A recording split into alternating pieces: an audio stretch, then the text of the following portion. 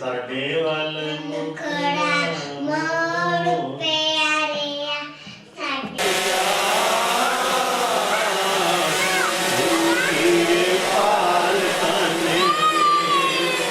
रूहा साडियां नू पार लंघा गुरु की मैं तां तेरे बिना और किसे नू नहीं जानदी किसे नू नहीं जानदी मैं तां तेरे बिना और किसे नू नहीं जानदी किसे नू नहीं जानदी जग तेरे बिना सुना हो गया गुरु की कृपाल तन वे रूहां साडियां नू पार लंघा गुरु की कृपाल तन वे भुल जान दुख सारे वेड़े मेरे आ जावी आके फेरा पा जावी भुल जान दुख सारे वेड़े मेरे आ जावी आके फेरा पा जावी रूह जेब दिनों ना तड़फा गुरु की कृपाल तन वे रूहां साडियां नू पार लंघा गुरु की कृपाल तन वे राधा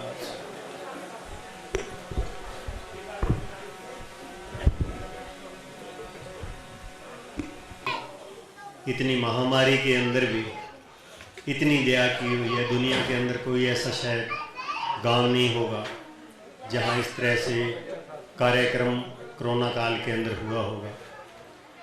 तो बाबा जी का हम पूरी संगत की तरफ से जो दूर दूर से जितनी संगत आई है बाबा जी का यहाँ पहुँचने पर हार्दिक स्वागत बाबा जी का करते हैं और हमेशा ही ये फरियाद करते हैं कि सतगुरु सोम अजय हमारे बाबा जी को हमेशा तंदुरुस्त रखे और हमारे को ये इसी तरह दर्शन है जो होते रहें और ये बाबा जी की दया से नया पंडाल बना है। बाबा जी ने भी इसका उद्घाटन किया है तो बाबा जी का इसके लिए भी बहुत बहुत धन्यवाद करते हैं।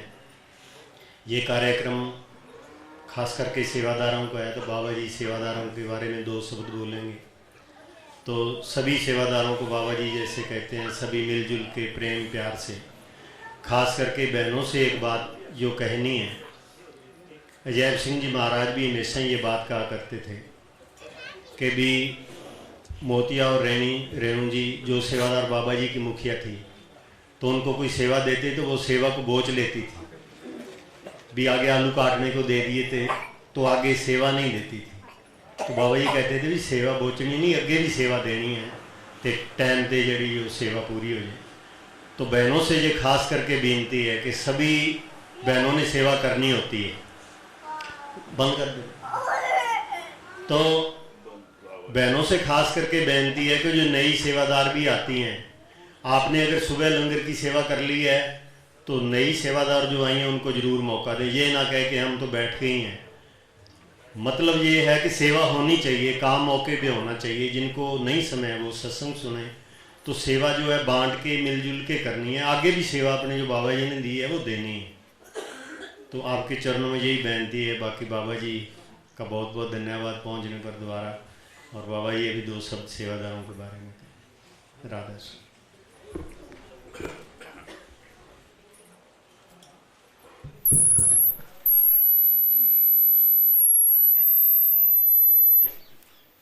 संतों ने कलयुग में तीन साधन जीव के उद्धार के लिए अपनाए हैं। पहला सत्संग, दूसरा भजन सुमरन और सेवा। कहते हैं कि सेवा को संतों ने कोई छोटी मोटी अधिकार नहीं दिया। सेवा बड़ी ऊंची होती है और सेवा भजन के बराबर होती है। भाई मंज ने एक सेवा के बदौलत अपने सदगुरु की कृपा प्राप्त की। कहते हैं उनकी सेवा से खुश होकर अर्जुन देव ने उनको आशीर्वाद दिया, भाई मंज का बोईता जगलंगनहारा, जिसको तू नाम देगा वो उसी समय में सतलोक जाएगा, माने इसी शरीर में। माने इतना बड़ा उसको आशीर्वाद मिला। तो कहते सेवा बड़ी ऊंची चीज है। सेवा प्रेम और प्यार से होना चाहिए। हम किसी के बारे में कोई भला बुरा सोचते हुए सेवा ना करें, किसी की निंदा चुगली करते हुए सेवा ना करें। सेवा प्रेम और प्यार से करें। तो और सेवा या तो सुमरन करते हुए करें, गुरु का 5 नाम का दिया हुआ सुमरन करते हुए, या तो गुरु का बनाया हुआ भजन बोलते हैं, तो जिससे हमारा ख्याल गुरु की तरफ लगा होता है। नहीं तो ये ख्याल भटकते रहता है। महात्माओं ने कहा है खाली मन शैतान का घर है। मन खाली रहेगा, कुछ न कुछ उत्पात करेगा, बेकाम का काम दिमाग में लाके खड़ा करेगा। तो चाहिए इसे गुरु के बनाए हुए भजन से बोल करके गुरु का प्रेम प्यार लेकर सेवा करें, उसे गुरु की याद बनी रहती है। और दूसरा भजन सुमरन करते हुए, तो इसमें रुपए में रुपया फायदा मिलता है। तो चाहिए तो सेवा हम लोग करते हैं और यहाँ के संगत बड़े प्रेम से रात दिन सेवा में लगी रहती है। संगत को देख के बड़ी खुशी होती है कि लोग अपना कारोबार और ये छोड़ करके आके सेवा में लग जाते हैं। हमने देखा है काफी रात तक सेवा करते हैं और दिन में जल्दी उठते हैं, क्योंकि संगत काफी आती है और उनका देख रेख संभाल सेवादारों के हाथ होता है। तो चाहिए सेवादारों को प्रेम और प्यार से सेवा करें। स्वामी जी महाराज ने कहा है, प्रेमी सुनो प्रेम की बात, सेवा करो प्रेम से गुरु की, और दर्शन पे बल बल जात। बचन प्यारे गुरु के ऐसे, जस माता सुत तो तरी बात। कहते हैं सेवा प्रेम और प्यार से करें, तो इसलिए सुमरन करते हुए करेंगे तो गुरु साथ होगा, और गुरु का भजन बोलते हुए गुरु की याद में करेंगे तो भी गुरु साथ होगा। तो उससे रुपए में रुपया फायदा मिलता है। और सेवा किसी के प्रति द्वेष रख के या कोई गलत भावना रख के सेवा नहीं करनी चाहिए, क्योंकि हम हमेशा कहते हैं मुझे जो कुछ भी ये सब फायदा मिला है सेवा के जरिए मिला है। हालांकि मैंने भी ज़्यादातर सेवा ही की, भजन बंदी करने का मौका कम मिला।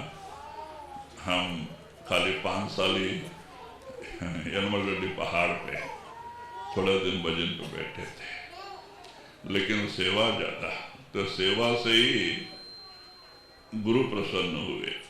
हमको 1.5 साल में ही सेवा से खुश होके बाबा जी ने दया की और हमारा रूहानी सफर शुरू हो गए। तो कहते सेवा का दर्जा भजन से कम नहीं है, इसीलिए इसका हमें फायदा उठाना चाहिए।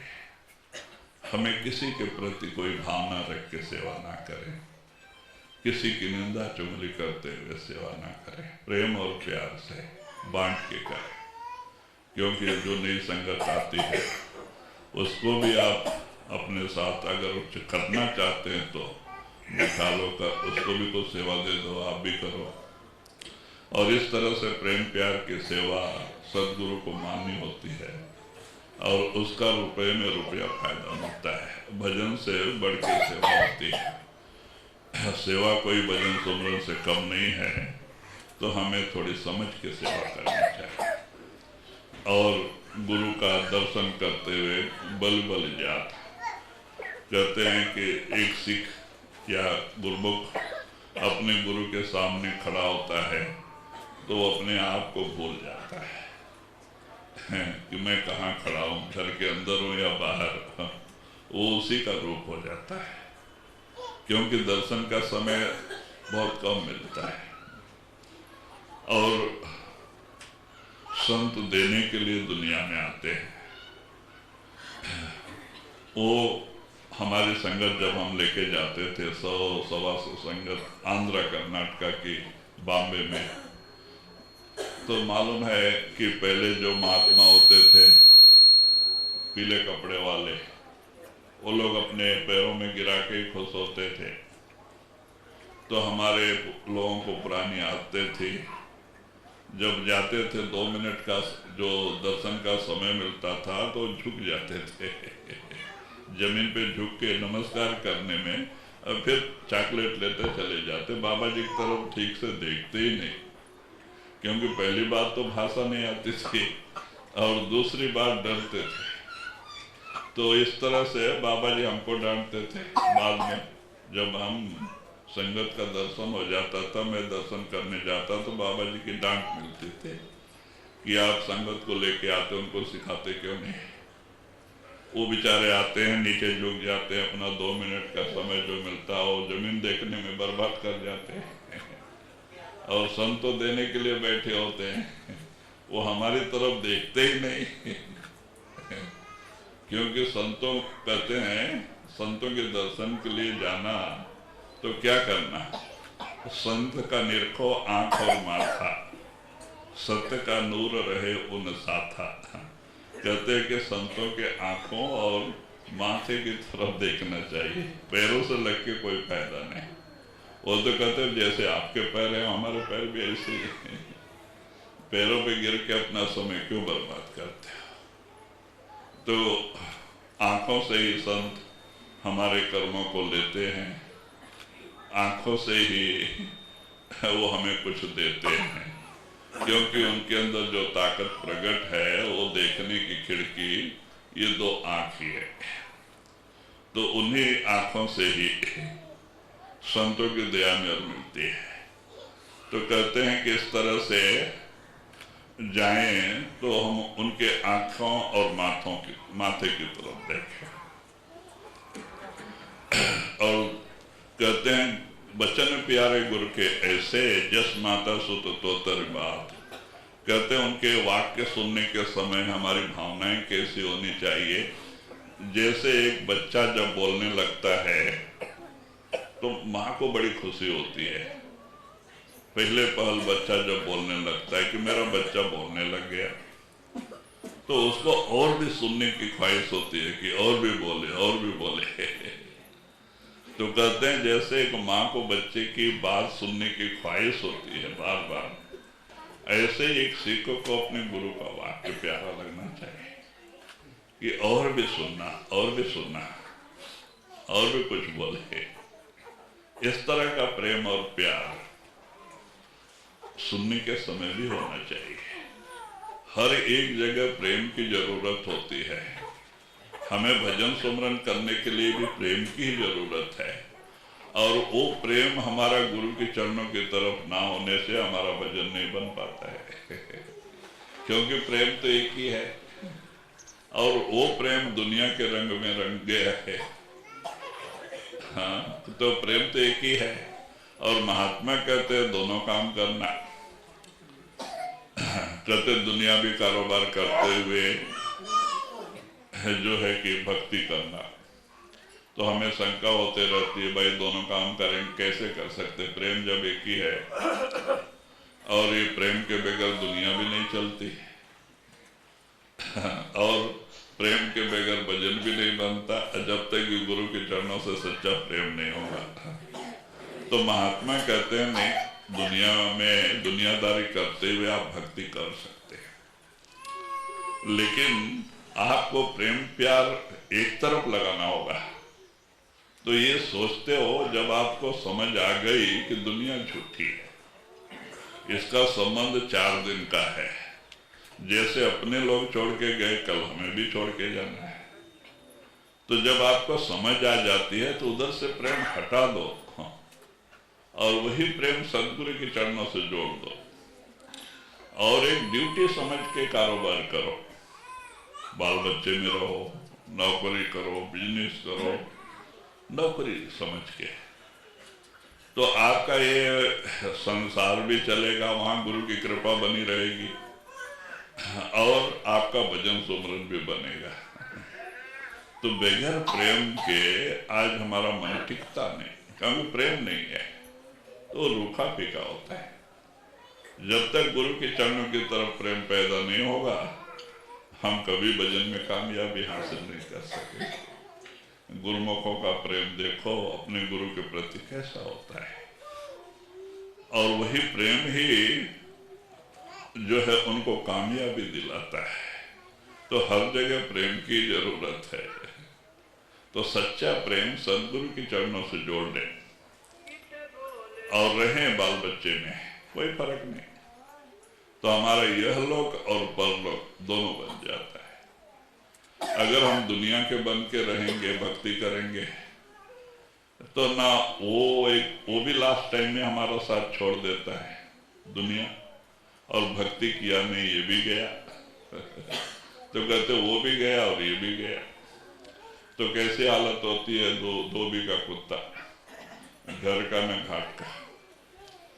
क्योंकि जिस दुनिया को सच माना, रात दिन उसी के रंग में रंगे, वो दुनिया लात मार देती है अंत समय, भाई चल लाखों आए, और अंत वो भी नहीं किया तो वो भी गया, और भक्ति नहीं किया तो भक्ति भी गई।